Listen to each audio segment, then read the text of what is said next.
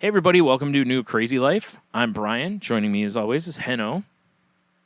Yeah, it's like almost consistent. Yeah, kind of has to be when you only have two hosts. Like when you Like have three, it's you can almost rotate. But it's so consistent. It's always us, and like we're almost like on a regular schedule. yeah, let's not brag too much about it. I'm sure it'll be like 6 weeks before we do another one. No, It just when was we funny. said it. This one felt like when you texted me, I was already in the mode in my Yeah, head. I was like, yes, this is a week. right. Well, it was funny This is because a I week. thought about texting you last week, and I'm like, well, we did it on a Sunday, so I was like, it really should be, to like another Sunday.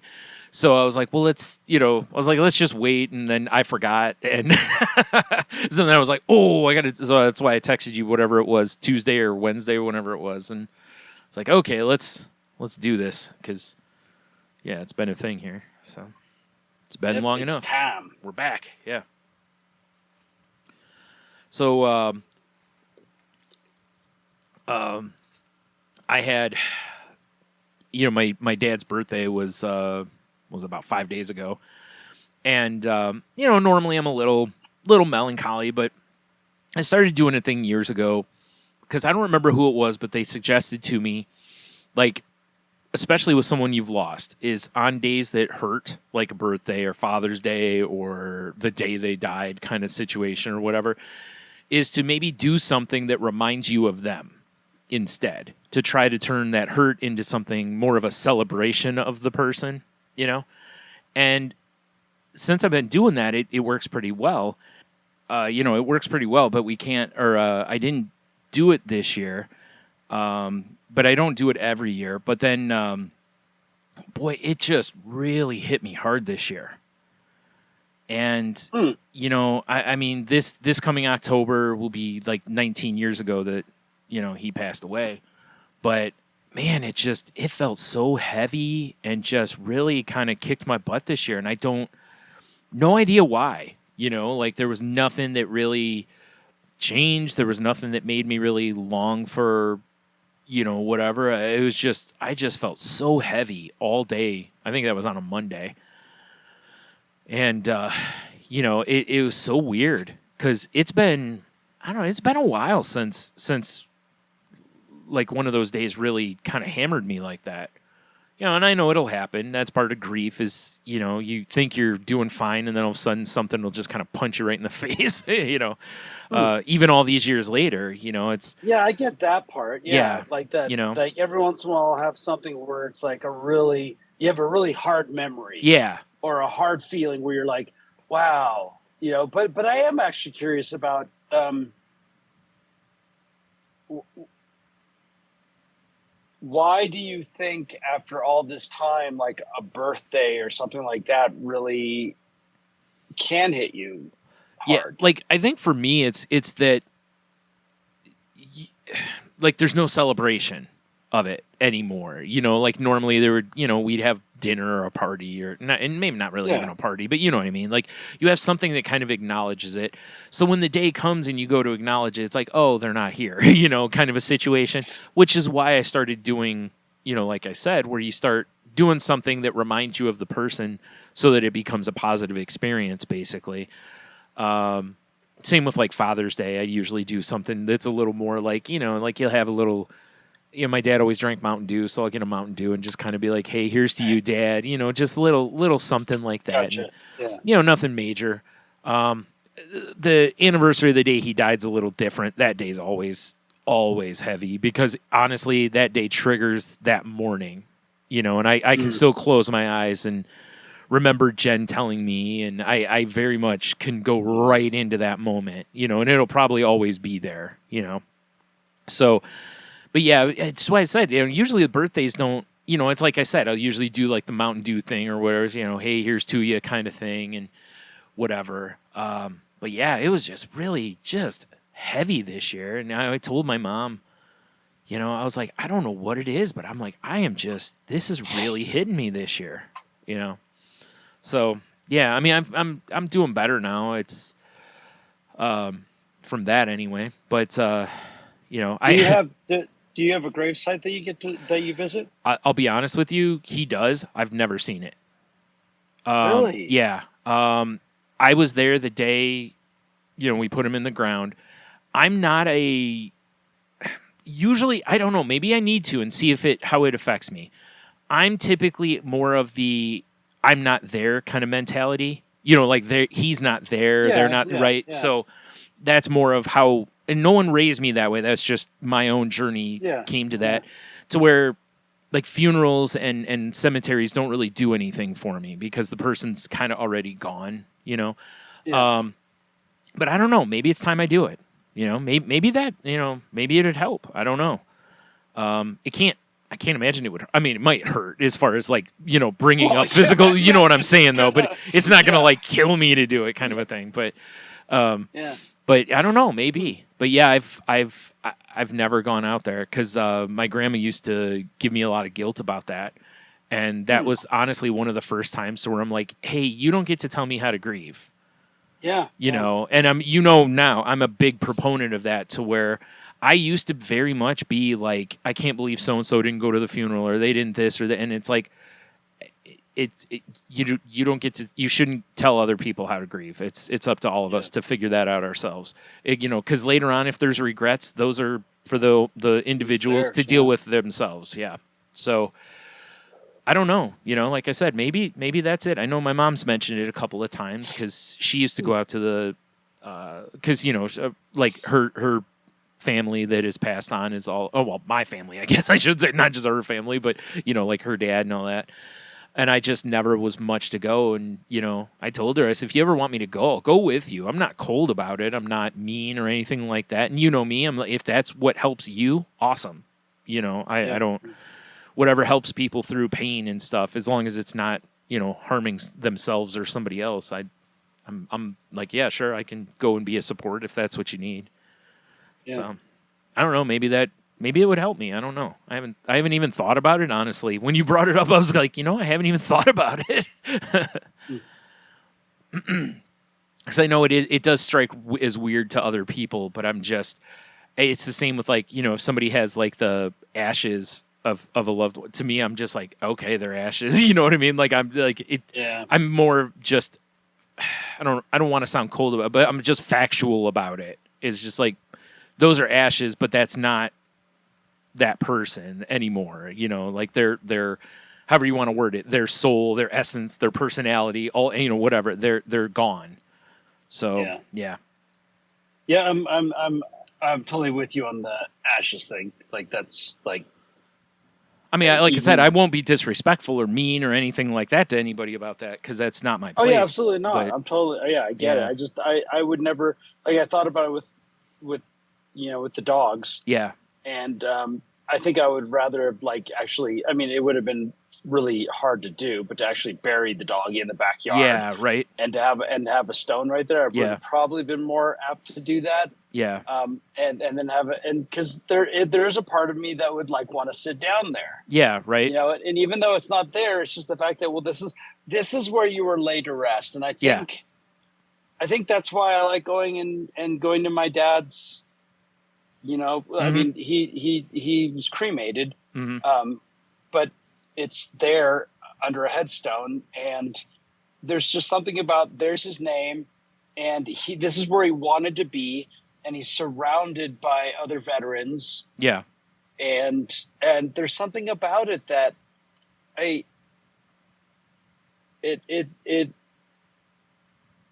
it it's a memorialization that's different than just having a memory. yeah, Like, it doesn't. I don't go there and miss him. yeah, I miss him in my normal life. sure, When you have a reason to. yeah, right, But there's like I really, the birthday, I mean, his birthday is always is my mom and dad's anniversary, which is always around Thanksgiving. So, mm, it he gets honored in that regard. yeah, Um, but there's something about that spot for me that I guess it's recognizing more of that he's gone, yeah, and that he died, it's less about missing him. It's more about just like acknowledging, I guess. Yeah. It's different. It really is different for me. Yeah. Like it is.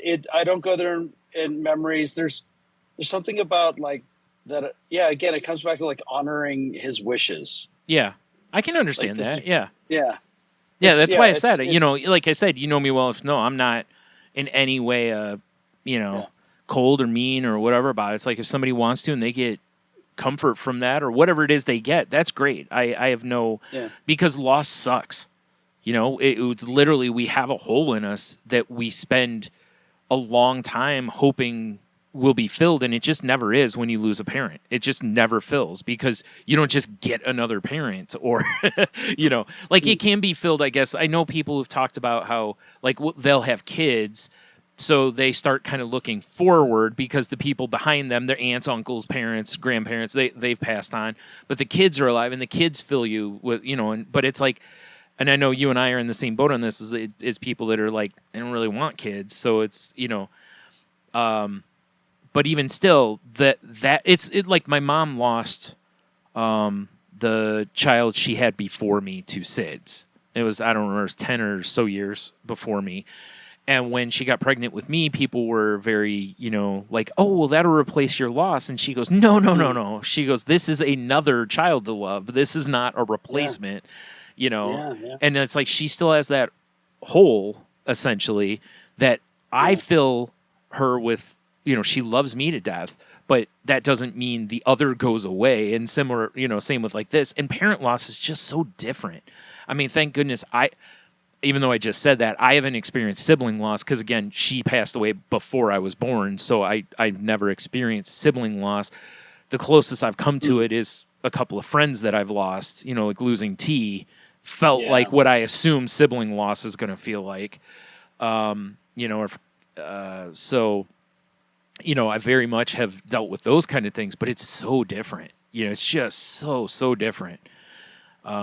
Because again, most of us only get, at one mom, one dad. I mean, I know there's people that get zero, well, they have them, but maybe they never know them or whatever, but. So I definitely also recognize how fortunate I am that I had my dad 27 years, but I'm also going, man, I'm going to be 46 this year. I'm hitting a point where I almost haven't had my dad for 20 years of my, of my 46 years, it'll be 19 of the 46. It's like, before too long, I'll have not had my dad as long as I had him. It's kind of a weird number a little bit, So yeah, I don't know. Maybe some of that stuff was in the back of my head. I don't know. Maybe I'm thinking about the fact that next year's 20 years, without really thinking about it. I don't know. It's just, like I said, loss just out of nowhere. It just punches you sometimes, and you're just, maybe this year for whatever reason it just really hit me. I don't know.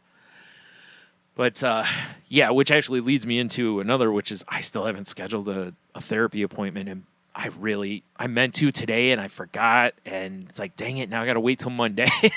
Like I can't do it over the weekend. So I really need to do that because I think the last scheduled appointment I had was in June, and she had to cancel that because she had an emergency. So it's been at least that long, probably a month before that, the last time I went. So it's been quite a while now. And, I've talked before how I kind of hit a point to where I feel like, okay, I need to go do this. Like almost like I fill up before I go to therapy and then empty in therapy, and whatever. But, and lately I haven't been selling much on eBay, and, I've talked ad nauseum on here before about how the quickest way for me to kind of hit a depression spiral is to not really have money. And, I've gotten better about it, but it's still, I start worrying. And I think what happens is, this is the way the spiral on this works for me, right? Is I start with like, oh, I can't go do whatever. Like I've talked before, I can't call up Tony and be like, hey, you want to go get a couple beers, or you want to go grab dinner or something, right? Like I don't have the money to do that. So I can't do that. And then it triggers into other things that eventually go down into like, what are you going to do if something happens to your mom? Like you don't have any money built up. You don't have an income. You don't, my brain, I start like future casting. And, again, we both very well know, when you live in the past or the future, it's never good, basically. So, and my brain wants to do that. And I've gotten better about trying to pull it back, but it's still really heavy when you're there and it lingers because it is a significant worry of mine. Like I said, I am in a place that if tomorrow, God forbid, I woke up and my mom's gone, I'm going to be in crisis mode real fast. Like I got to figure some stuff out real quick here. So, and I don't like living that way.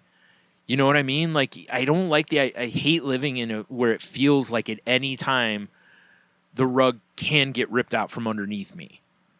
And I know realistically anybody could have the same thing happen, right? Like a horrible thing happened at the Jeep plant here in Toledo. There was a guy that got crushed at it and died. And my nephew works there and knows the guy and was telling me about, this guy's got like 4 kids. He's only in his 40s. And I'm like, man, now all of a sudden his wife has got to figure out, like, what do I do?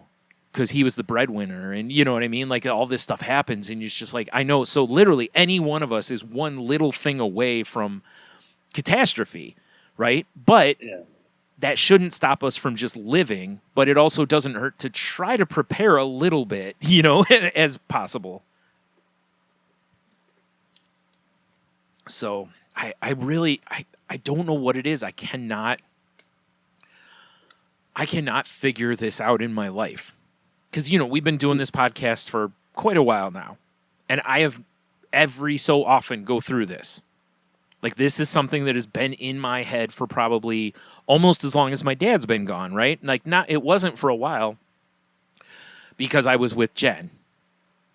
And now I'm not with Jen because Jen, worst case scenario then, she made enough that we were covered. So what I would sell on eBay would just kind of be our, extra money and different stuff. But now I don't have a primary income situation and I'm not looking to use anybody. You know what I mean? Like I don't want it to be that way and I don't want to make it sound like that was the case with Jen. It wasn't, it was just the fact of it was, for a long time, we basically had an arrangement. She's like, you don't have to work because of my anxieties and health issues. And she was like, you don't have to worry about working. She's like, I'll cover that. Basically I was just, keep the house clean and make dinner, and that was a pretty fair and sell on eBay. So that was, that was a pretty fair arrangement and that worked out. But again, when things end that way, it's like, well, now what, so that's why I said it sucks when it boils back up because it really does remind me of, and, and all this other stuff kicks in too, right? Like it's when you're spiraling, it's, for anyone who doesn't, the best way I can really give you a visual on this is, and I could use a tornado, but I'm going to have more fun with it, is picture the Tasmanian devil, right? When he gets going and spinning and he just starts consuming everything around, or if you've ever played one of the Katamari games, which are awesome, by the way, if people haven't played, you just roll a ball and you just start collecting everything you roll over, basically. And that's what happens in these spirals is you don't just necessarily spiral in one direction. It can remind you of other things too, So FOMO gets severely triggered because you don't have money to do something. You start seeing on social media so-and-so's going to a concert that you really wanted to go to, or they're going and having, we went to this awesome restaurant or this new brewery or, fill in the blank, whatever it is that you're into that costs money, So that all triggers along the way as well. And, like I said, once you get really caught up in this tornado of activity, it's really hard to pull yourself out of it. And even if someone walked up to me and was like, here's $5,000, that wouldn't pull me right out of it. It was for sure help and put it off for a short time, right? But it doesn't solve the problem, So yeah, that's been just really kicking my butt over the last couple weeks, especially. I don't know. That's why I said I need to get back to my therapist so I can talk with her about some things and whatever. But yeah, trying to think, what do I got for a win? I've been cooking a decent amount still.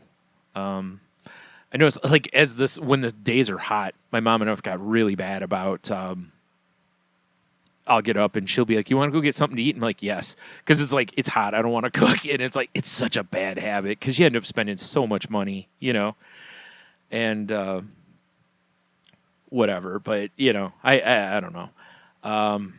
But I told you last time about how with like TV and how I've consumed things, how I've gotten to where I finally feel like I've hit a like peacefulness in that I don't feel pressure to consume.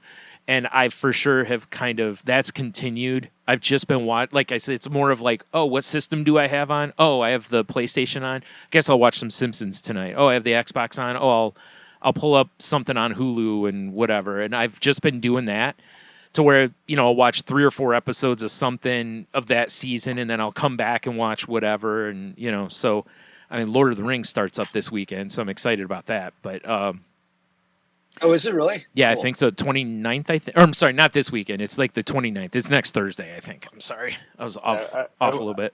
I watched like the previews and I was getting so excited. Yeah, I know. I was excited because I'd watched House of the Dragon, and that's over. Yeah. So I'm like, I need something to fill this void. And they're like, Lord of the Rings come. I'm like, excellent. So, one thing I think I'm gonna try is I watched a show on Max that Tony recommended to me called Ren Fair. I don't know if you've watched this or heard. You probably heard me talk about it. I've heard about it. Yeah. It's a really interesting watch about a really eccentric. I don't want to call him crazy because we using the better terms. He's a very eccentric guy who's very particular and controlling, and he controls a Ren Fair. But one of the things I'm not going to, if you want to hear me talk about it, it's from a couple weeks ago on Salty Language, if you want to find that. But one thing he did that I thought was really interesting was for his general manager, he was like, what is your current read list? And I had no clue what he was talking about and then he was wanting to know what she's planning on reading to make her a better person, but also a better general manager. Right? And I was like, this is interesting. And I was thinking about it because he made a comment about how he always is reading. And he's like, I keep books in the bathroom. So when I'm on the toilet, I read, a few pages or a chapter or whatever. And I was like, you know what? In large amounts, I've kind of avoided reading because I have a hard time focusing for a long period of time. But I was like, maybe I just need to just read a couple pages a day and see if I can read that way. If I read more, cool. Like you talked to, remember forever ago about getting on the treadmill. Like I don't have to get on it for 45 minutes, but shoot for 15. If I end up at half an hour, 45 minutes, well, then awesome or whatever, But at least get on it, right? And it's the same thing with this. Is I think because I've had Rick Rubin's book about I forgot the name of it, but anyways, I've had it for a while, and it's a book I really want to read. And it's like I haven't even started it yet. I've had it for months now. I have a whole stack of books over in my storage that I've never read. I've got books on my desktop that, I bought, like, for like my iPad or something like that, and I haven't read. It's like, so going back to the like pressure to consume, but this is more of I used to get such joy from reading, and I miss that I don't get that, especially when I hear other people like you talk about, oh, I read this book, and I'm like, we talked a few weeks ago about you reading Serge I forgot his last name. Tankian. Sorry. Yeah, it's right in front of me here. There it is. Tankian. About reading his book.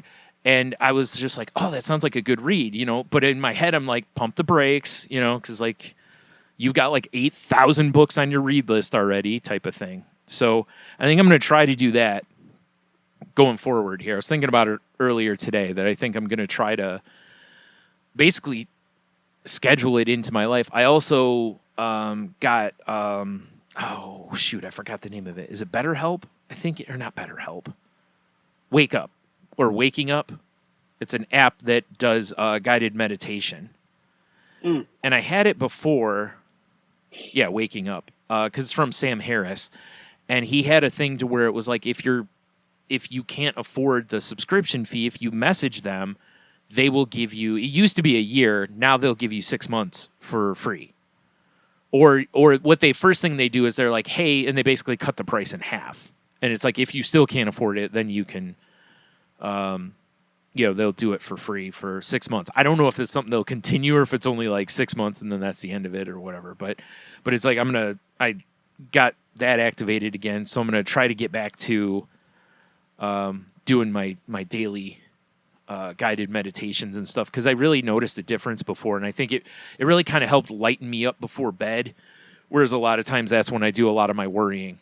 So maybe, break the cycle, right? Maybe try to read, maybe do that instead of doom scrolling on my phone, use my phone for the guided meditation because I just set it next to me. So I'm not holding it in any way, so, and reading a real book. The one I got from the Rick Rubin book is a like actual book. It's not, an e-reader type book. So I think that's where I'm going to start. And I think that's kind of my plan going forward, is to kind of like dip my toes, like not try to overwhelm myself with anything like massive. Like, I'm going to read a book by next weekend, which I have the physical capability to do because most of us do. And aside from my dang attention span, I'm a fast reader. Like I always had a huge competency rates and retention rates. And then I don't know what happened in my brain, but it just is, I don't know if it's mental health or medicine or I don't know. Hit my head too many times. I don't know what it is, but something has made it to where I don't seem to retain like I used to. It's probably the internet's fault, but Anyway, I've talked way too long. So how about you? Or if you have anything to add to that, I guess I should say.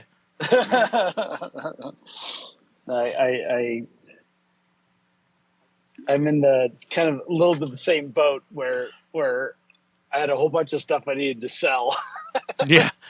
And I've taken all the photos and everything, but I just haven't gotten around to doing it. I that's the other thing, is I do have some stuff I need to get listed, and I haven't had the motivation to do it lately.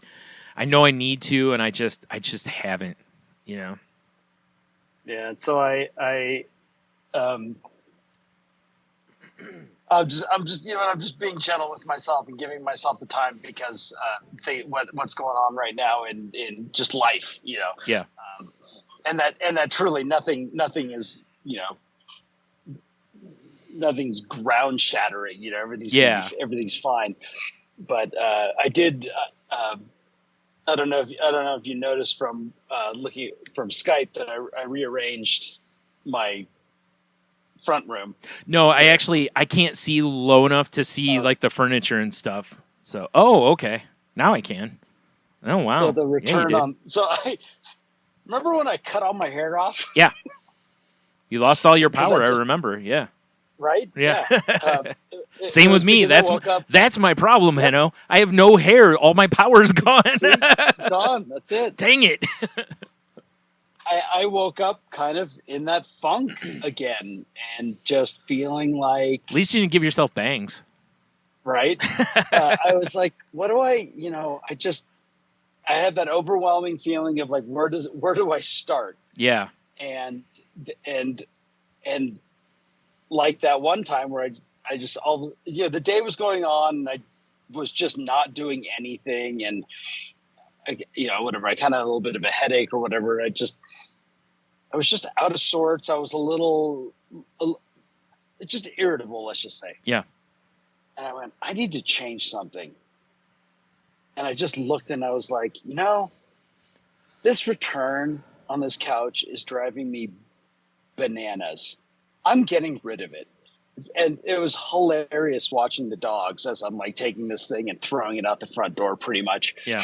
And, it's a very expensive couch that was gifted to me. And so it actually happened to fit on my front porch perfectly. Okay. Which is really funny that now I have this front porch couch that is ridiculously expensive. You're moving one step closer to having a Firebird out on blocks up in the front yard, Henno, and a refrigerator out there, and shopping cart.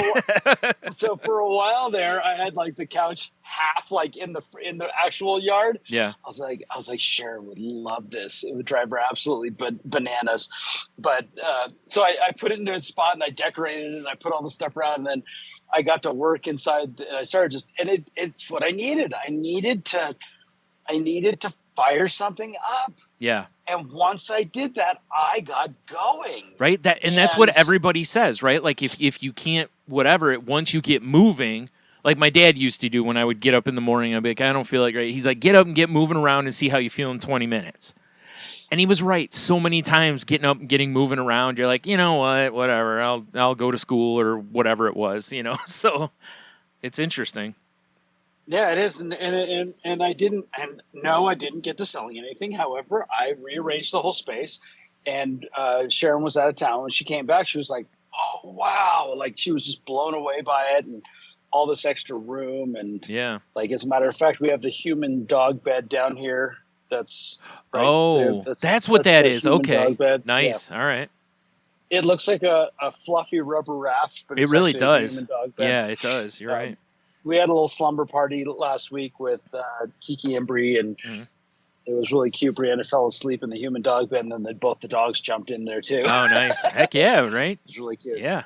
But, you know, it really was a reminder of that I am capable of getting stuff done. Yeah.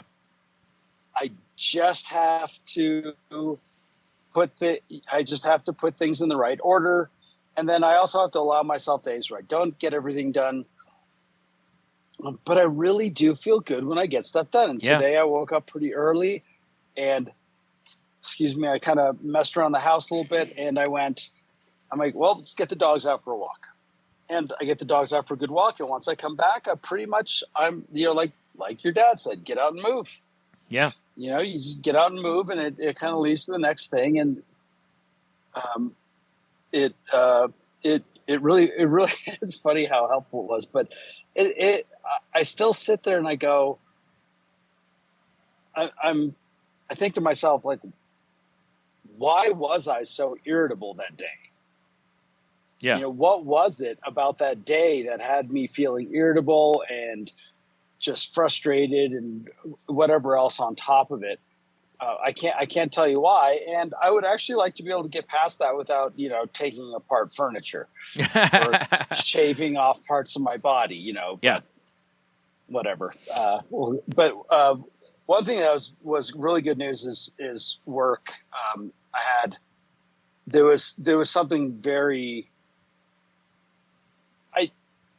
I've shared this before that I'm really good about once I leave, I'm not thinking about work. Yeah.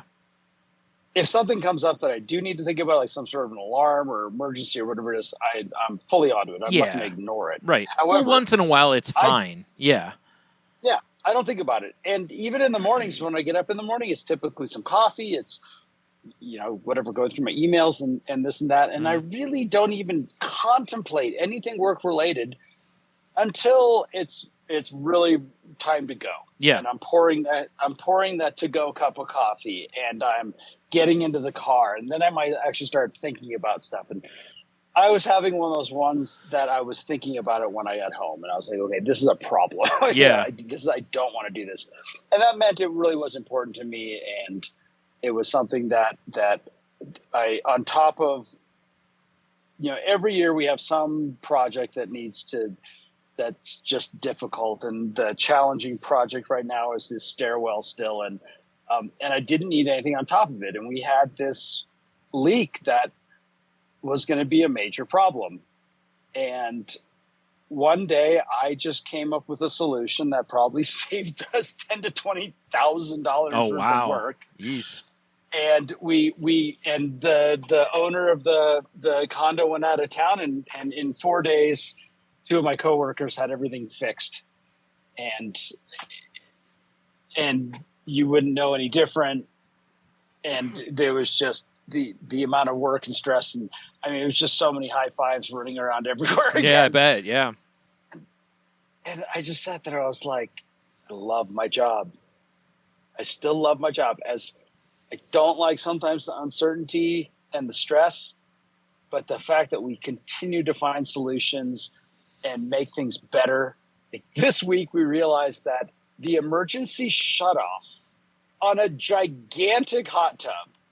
I mean, this is it's a hot pool, right? I mean, you could have 15 people in there. It's huge. Jeez. the emergency shutoff didn't work. Oh. And I was like, and I think it hasn't worked for a very long time. Well, why would you know, right? Like, unless you need to use it or tested it. Well, that's the whole Yeah. thing, is that typically the people that maintain a pool will test these You would think things. so, yes. And nobody has. Oh. And we typically don't maintain the pools. We don't maintain any of the pool equipment. Oh, okay. However, there's been changes in personnel over there, and the guys that are maintaining the pool aren't really all that good with electrical stuff. And so I told my coworker Omar, I was like, hey, will you go look at this stuff and just make sure everything looks okay. And he saw something that seemed funky to him, and he said, you know what, I want to go over there and figure this out. And I went with him, and I was like, yeah, that's not right. And I was like, I feel like I worked on this a long time ago, and and some of it had to do with my old boss, and in the process, we discovered that this switch wasn't working. And I was like, I went up and told the general manager right away. I'm like, this is not working. We're gonna figure it out. However, I do need to tell you that shutoff switch doesn't work. Yeah. And he had the same thought. He was like, how long is it? I wonder how long. And I said, it's probably been a long time. But within a couple of days, we got it working. And there were other things that need to be fixed. And we got in there, and we did a really good job. We worked together, and I learned a lot. I know Omar learned a lot. We both learned more about some of this equipment that we maintain, and it just feels good. Mm-hmm. And it really makes me, I say, I still love this job. I still love what I do, and it interests me. It's the same thing with, like, music's been great lately. Everything's been really good. And then I got a chance to talk to somebody about Alcoholics Anonymous. And that was really cool, and yeah.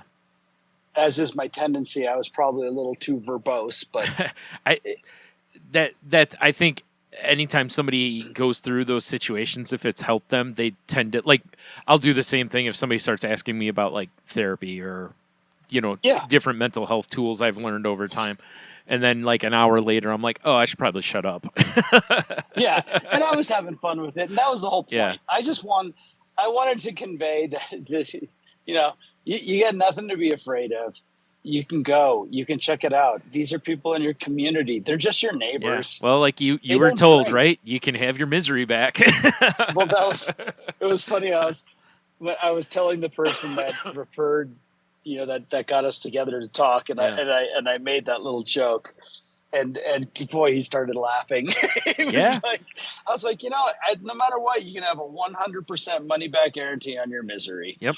Yeah. Yep. No one's going to stop you. No.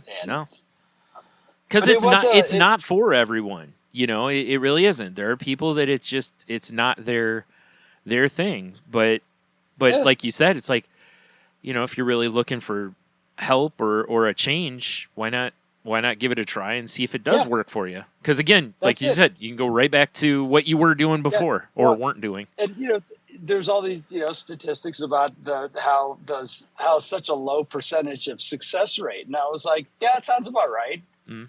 And I could describe all the people that I've seen come in and go out and come in and go out and come in and go out, and you have all the people that are court ordered and the people that are, that have whatever. It's funny though. We were talking before we started recording about how statistics can be skewed, right? Percentages especially.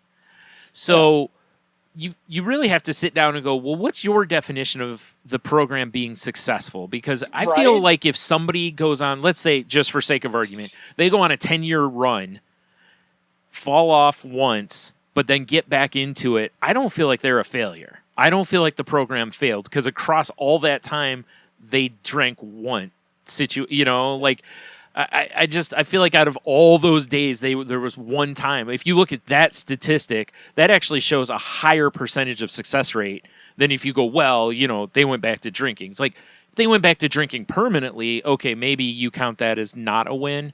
But if it's somebody who still comes back and tries and, because it's hard, as any addict knows, no matter what you're addicted to or depression, any of it, it's hard to win every day. It's really hard.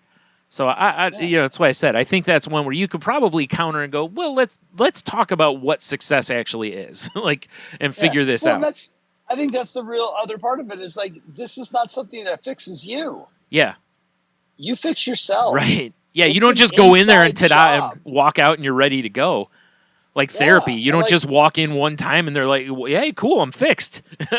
yeah, like he even, he asked me too. He said, "How are you still involved?" And I'm like, "Not really." Yeah, I said, having a conversation like we're having makes me really miss it because I do love sharing this this way of life that has changed my life right, in incredibly for the better. right. There's absolutely no negatives to it. However, I found my spiritual growth in other things now, Yeah, and I and it was just unfortunate that I, that it was the weekend that I had company, so I couldn't go with him. But I right. said, let me tell you the meeting that you can go to where you're least likely to have to say anything to anybody. I Yeah, was like, right. and I was on it. I'm not going to lie about it. I was going to be honest, and Yeah, I told him the thing. I said, somebody that I know with a lot more sobriety than I have said, don't let the life that AA gave you get in the way of your AA life. And yeah, I said, I'm an example of that right now. yeah, I have been given a life, yeah. and it's gotten in the way of my AA life. But I really don't feel like I need an AA life. Right. I just don't. I Yeah, need sobriety. yeah. I need to talk about my recovery, which I do on the Crazy Life. Right. And I just happen to talk about recovery all the time. It always comes up somewhere. Yeah, Somewhere. It's just difficulties working with other people, relating to someone.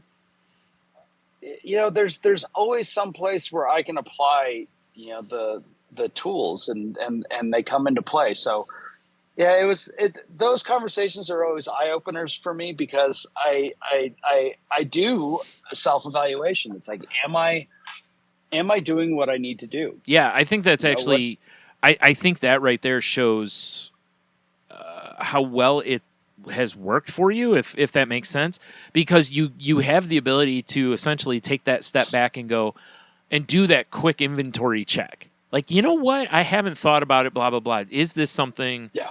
I do feel like I need in my life? Is there an imbalance that I need this for? And like you said, I don't know. It's like, I don't want to minimize anything really, but it's like some people don't need training wheels forever. Like eventually you can kind of ride the bike and you're riding the bike. Like it doesn't mean that the things you learned on the training wheels aren't still relevant or part of your life. You've just applied them differently now and you're still living in sobriety. You're still living, and I would assume if you felt threatened in that or blah, blah, blah, that then you might go, again, you evaluate and go, maybe I need to go back because, whatever. So it is interesting though, because again, thinking of the success fail rate, it's like I wonder, like, you don't go to the meetings, you don't participate really. So are you a failure because you don't Right. go through it anymore? You know what I mean? Like I said, you can skew it so easily. But I would say my 17 years without a drink. I'd say that's a win. Yeah. Right. I Right. mean, there's certain kind of touchstones that tend to be relapse points, and the one that really was one that is 12 to 13 years for some reason seems to be a real big one. That's where people, I mean, it applies to me too, where you just kind of step away a little bit and Yeah. you're not as involved, and then one thing leads to another, and I could.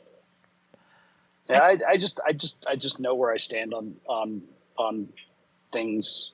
Like it's there's no confusion on it for Right. me. Well, I also think And like you've really looked at like you said before, like you really like where your life is right now, and that for sure helps, right? Like if you were miserable right now, I would assume it'd probably be even harder to oh avoid, because it's like the yeah, comfort, the bottles, the comfort, or the whatever is your yeah, addiction. So and I'm not in any way minimizing anything. It's like I think that for sure helps you though, because you can really you see how happy or how content you are with your life, and you remember what things were like before. Yeah, And you can be like, I don't want that. well, that's it. Yeah, if I start feeling like I'm slipping back into certain behaviors, and that's really what it's about. It's like nothing. There is nothing that could convince me that it was okay to drink again. Like that is never Yeah, going to happen. right. But it's behavioral stuff, and I told the guy, I said some people are gonna be happy to see you, Yeah. incredibly happy, and you will hear that the newcomer is the most important person in the room, and Mm-hmm. it's the truth. And me, I even said, me talking to you is reminding me of why I walked in the first place, and why am I not walking in right now? Mm-hmm. And that I think that's what makes the newcomer the most important person. Right. It brings us back to step one, and I should say step zero, which was us realizing that we had to change something. Yeah. And have we given up on that? Right. Or are we still seeking that change? And I still feel like I'm seeking it. Yeah. I could say, am I resting on my laurels? Maybe. I mean, you Maybe, could probably make an maybe, argument of that, right? Yeah. But maybe. also, But I also feel like that I have to continue on this path, even yeah. if the path might be a little different than when I started. Right. I also feel like you're really, like you said, you've been in this long enough that I think, and I know anybody's vulnerable on any given day when it comes to whatever, but I understand that, or it also feels like you're in a spot to where, you know what the draw feels like, what the temptation feels like, those kind of things. So I feel like you're also, with the tools that you're equipped with, I feel like you're in a better spot. I'm not saying it would be, it's guaranteed or 100% situation, but I feel like you're in a better spot that if you start feeling like you're leaning that way, you could go, hey, I need to go right the ship, basically. Like I've talked about with therapy, where sometimes you can kind of feel yourself veering off the road. And it's like, Yeah, that's it. I need some help back on the road here, type of thing. So, and I think that comes with, the clarity you've gained from, and the tools you've gained, and the work you've put in. But again, I fully also understand. I mean, I've known people who've been sober for like 20 years and, still lapsed, and, because it's addiction, it's just, things happen. But, yeah, I don't know that, I've known other people that's like, I don't know that everybody's got to stay on this, but there are some people who probably do need to go to a meeting every week, that need the accountability, that really, because it's just, how it is. Anything, there's varying degrees too.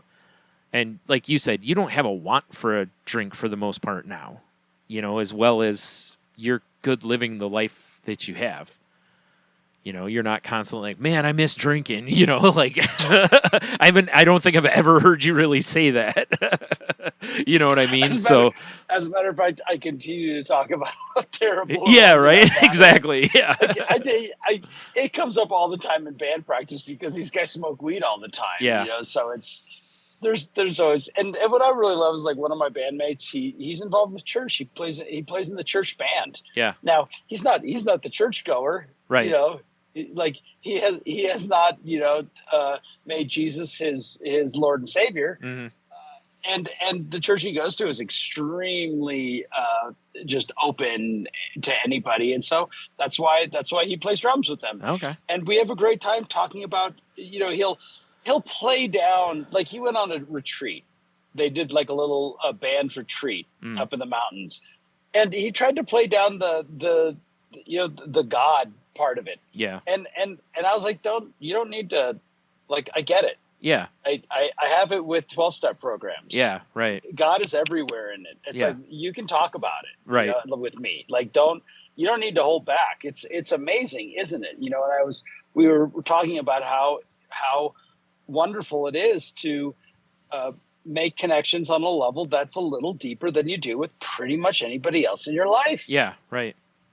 Spiritual connection is something else. Yeah. Right. Yeah, it really is. Mm-hmm. It's and spiritual connection happens in a lot of ways. It's not just with God. It's in art. It's in that's why I think that's where I'm getting at with this is like my band is a spiritual connection for me. Yeah. Making art and doing it in a way that's loving and kind and productive to me is it is what spiritual connection feels Yeah. like.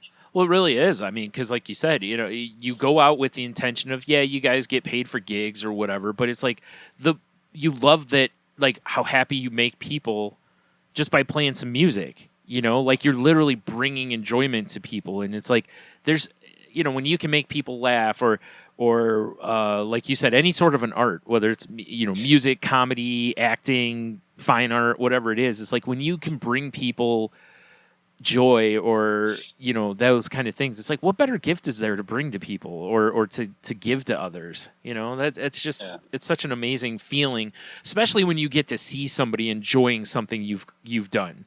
It's Yeah. such an amazing feeling seeing somebody really loving the art you've created, and given them or shared with them or whatever it is. I'm with you on that. It's a very cool feeling.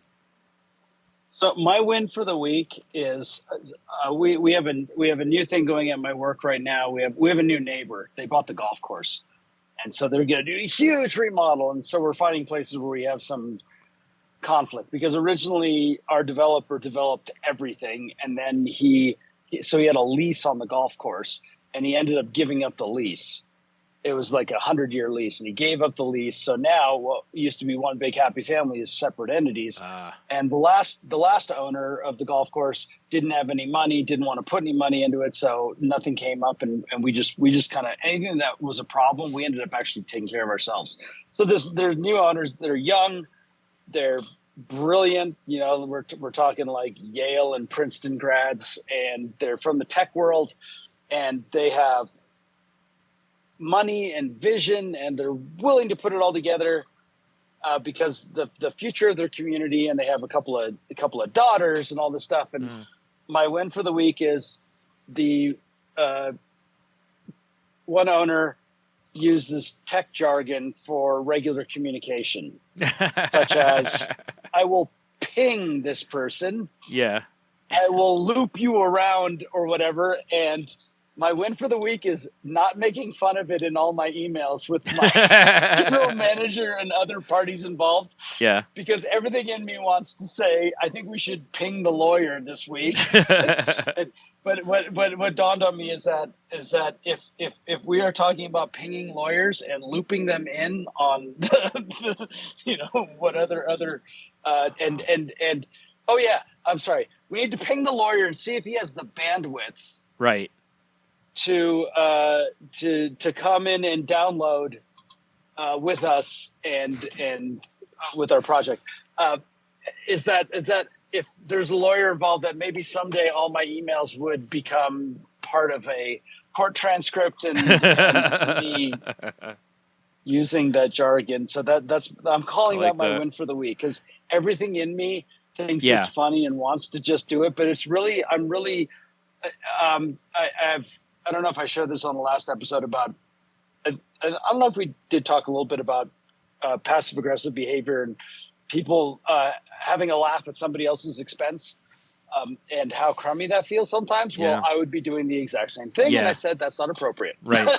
Yep. It's funny though, because I know what you're talking about, because listening to podcasts with like former wrestlers, they all use industry terminology.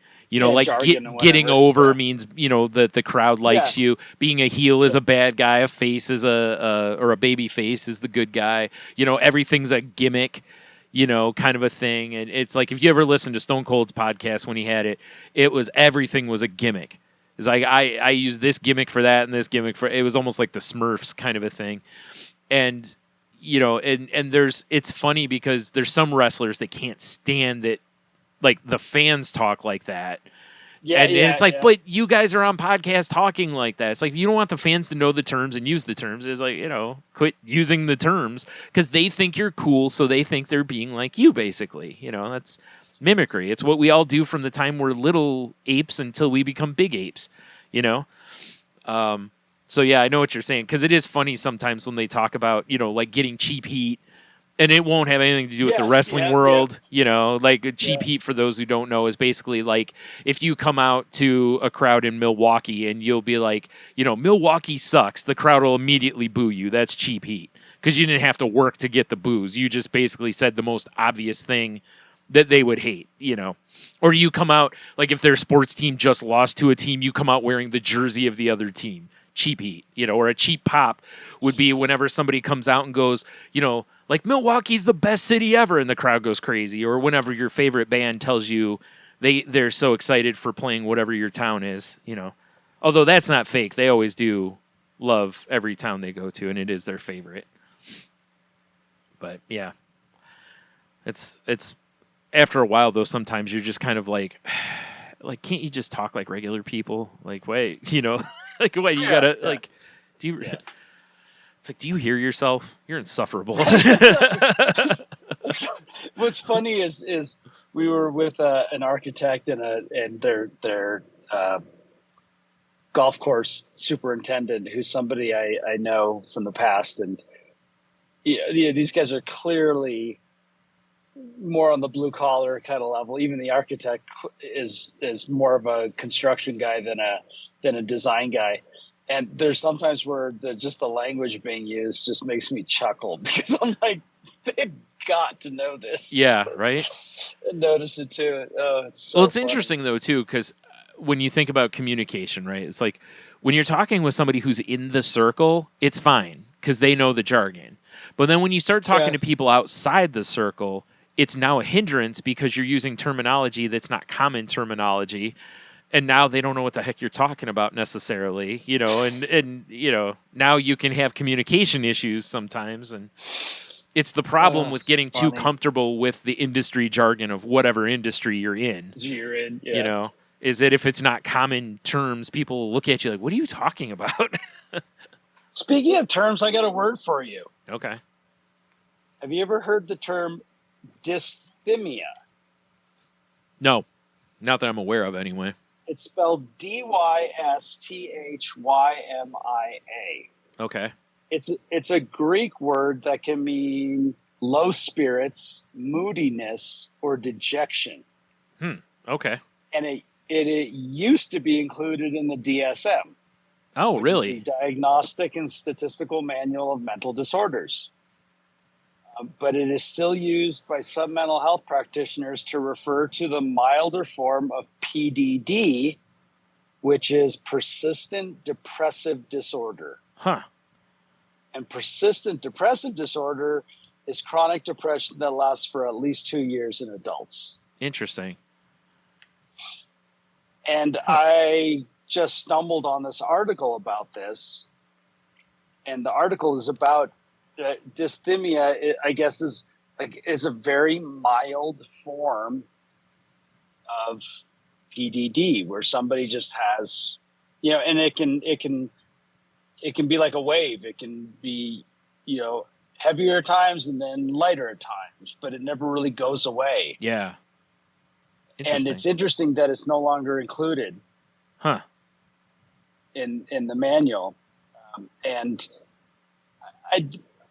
I just read it and I was like, yeah, it's not something I wanted to call as a topic, but I just wanted to bring it up at least, and then include maybe a link to it, because it does go into treatments with it, and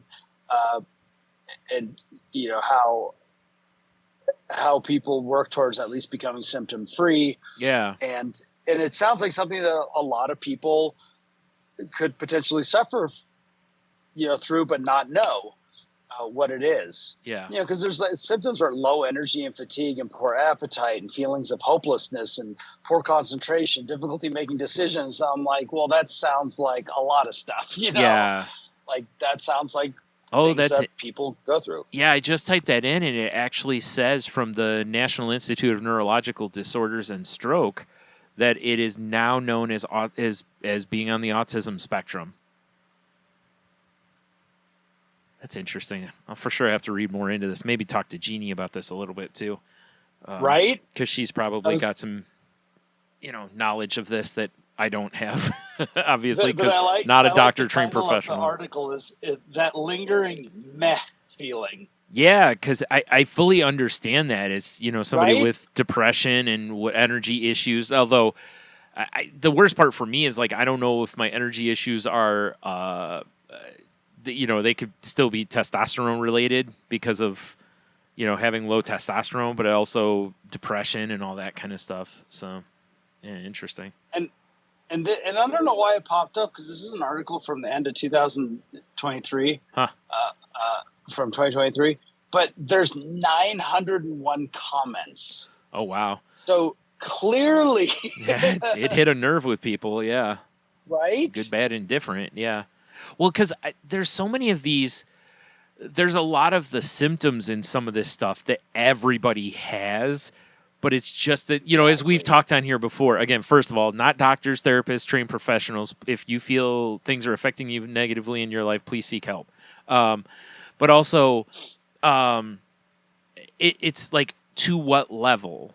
Everybody has That's days it. they don't want to get out of bed, but is this becoming 3-4 days a week occasionally, even if it's not all the time, like you said, it's like every once in a while, do you run through a few days of just meh that don't go away no matter what you do, even if you do things you enjoy and you're still or you just don't care about doing things you enjoy. Those are usually the first signs when they're like, hey, you should probably go talk to a doctor because you may have depression or whatever. So yeah, it's very interesting.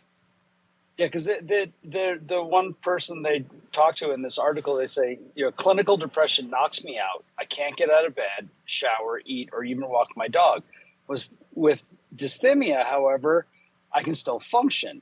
Yeah. I may not want to do the dishes, for example, but I won't feel obliterated by the task. Okay.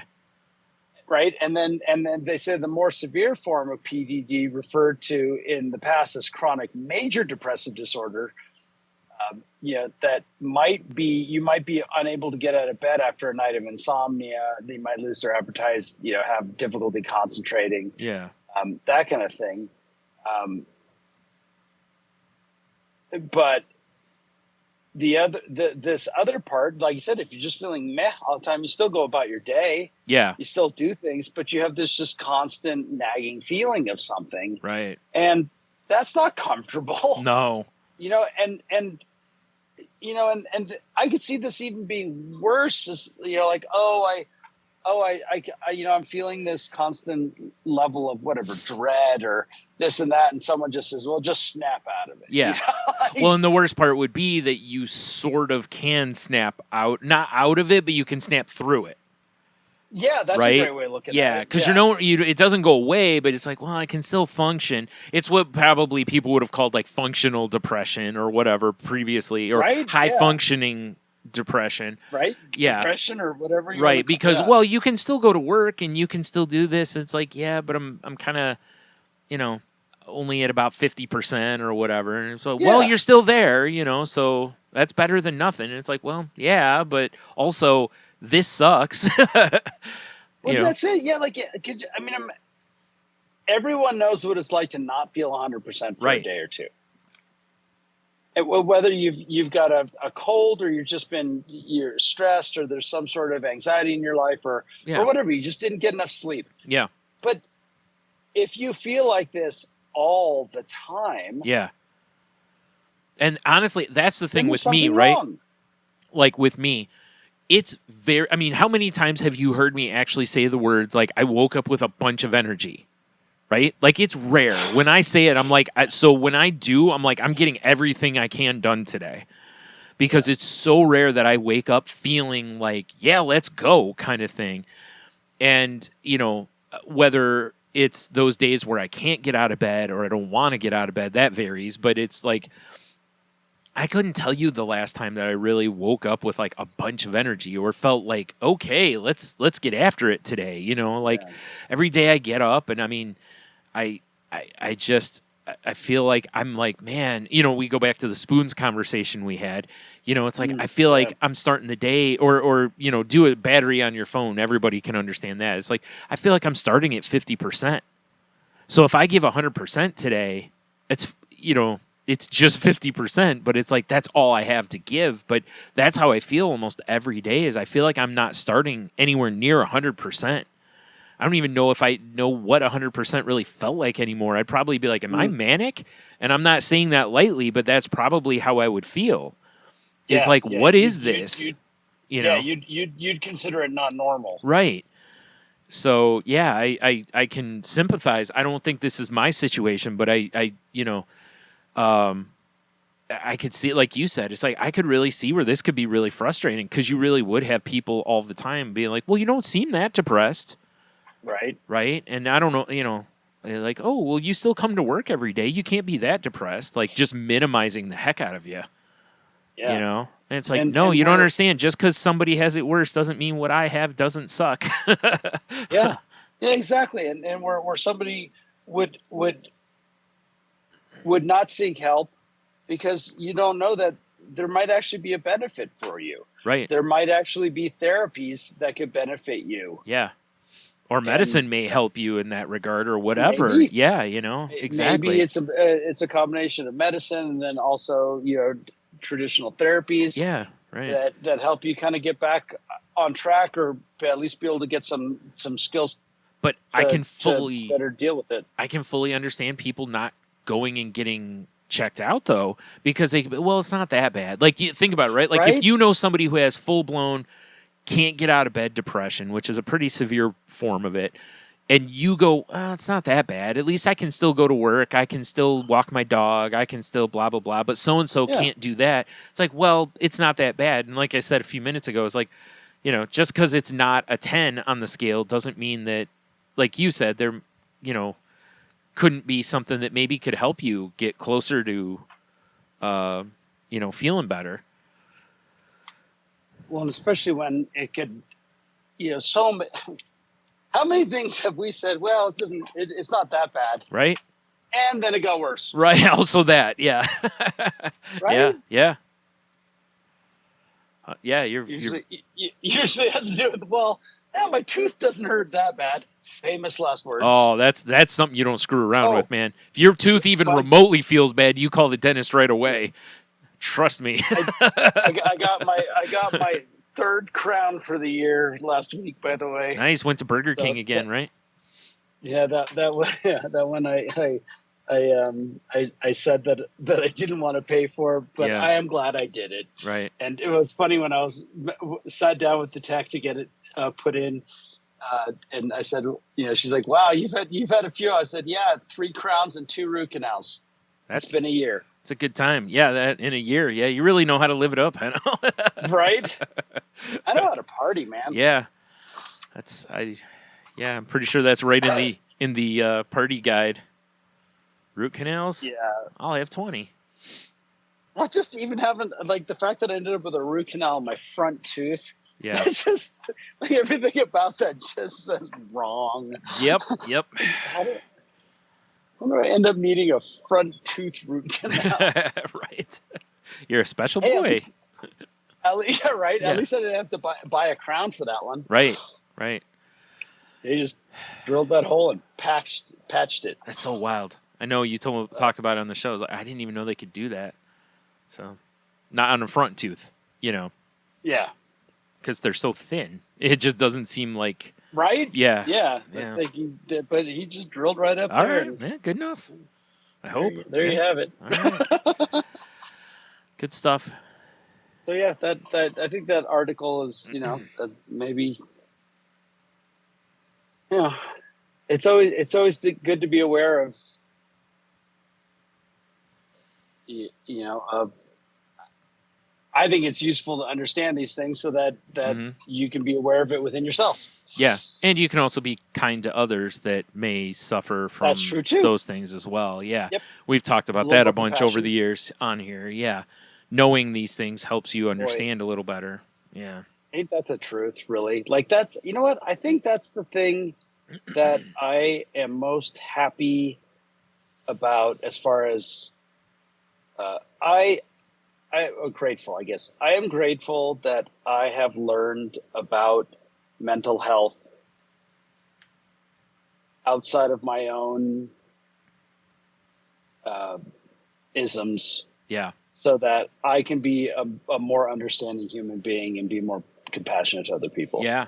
Well, and me too. And I even remember like when me and Jen got our diagnoses, like me getting depression and anxiety and her with bipolar, and it was so like, okay, you have bipolar. And it's like, well, let's look at the symptoms and okay. And then it's like, oh, she was like, I do this, and it's like, oh, okay.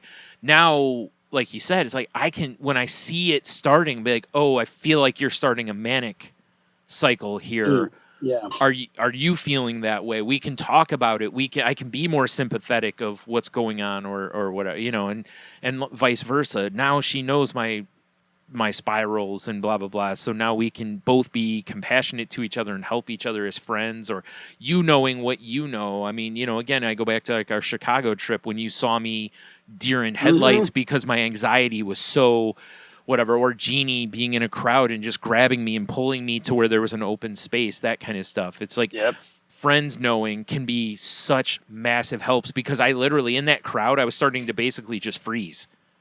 Fight or flight. And I was just, and it's like, no, there's the third, which is freeze. And I was freezing.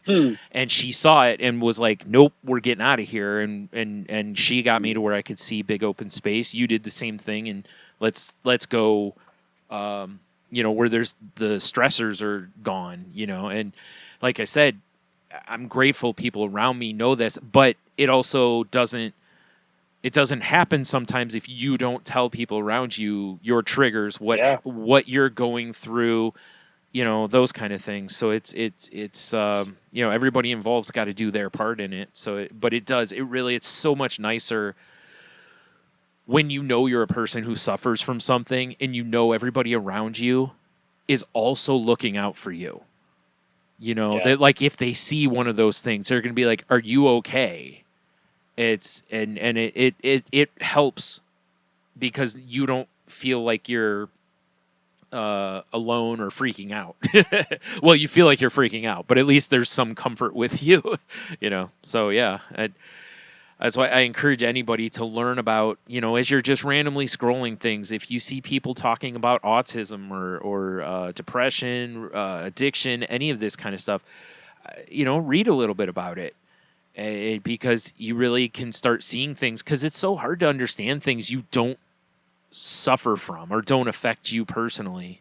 Some things you can understand a little bit, like, we all can understand depression if we really think about it, because we all have days where we're depressed or sad or whatever, or, whatever the mood is that you feel. So, yeah. And actually that works for a lot of them too. I mean, I understand some of the stuff, like some of the stuff with, bipolar or personality disorders or the autism spectrum can be hard to understand because their logic and your logic don't line up, but it's still just trying to lead with kindness, right? Like that's what we're all supposed to do. So, all right. Well, I guess with that, if you want to, what? I think I'm just going to skip the first two things. I think I'm just going to start moving to the like social media. It's like if you want to reach out to us or continue our conversation or ask us questions, suggest a topic, any of that stuff, we have a Facebook group. That's facebook.com/group/Crazy Life Podcast. You can find the show where I post when new episodes go up at the Crazy Life Pod. You can find me on Twitter and various other social medias at Stunami. You can find my other podcast, which is me and my best friend talking about just random stuff, but whatever we kind of talk about. I talk about watching the show Chimp Crazy that's new on Max. The Acolyte got canceled. We talk about human aging, which actually I found really fascinating. That was fascinating. That there's a study that, people age, like instead of aging gradually, that it's more of a like at 44 and 60, it's more of like somebody just cranks the dial, which I really feel like it really feels legit, because being 45, I really feel like last year, I feel like I aged more than the year before, 5 years before that. But yeah, we talk about some Funko Pops and Grenades gum that I've been chewing and different stuff. So if you're into any of that stuff, come give us a listen. Show's not safe for work. Again, on Twitter, it's salty_language or saltylanguage.com.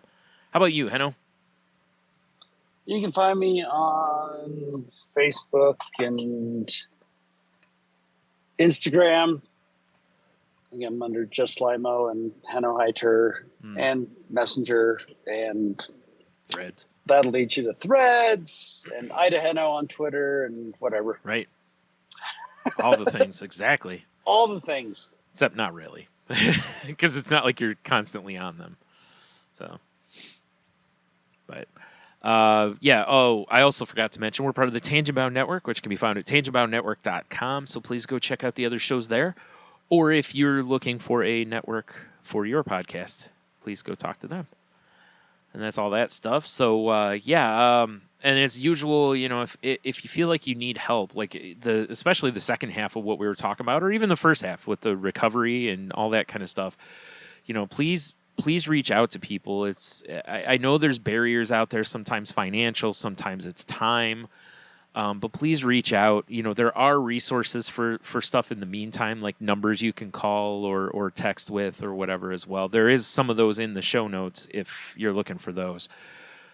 So please reach out. And again, if a friend of yours suffers from something, please, maybe do a little research. And I remember years ago getting an email from a guy that his wife, I don't remember what the topic we talked about, but it was something his wife dealt with.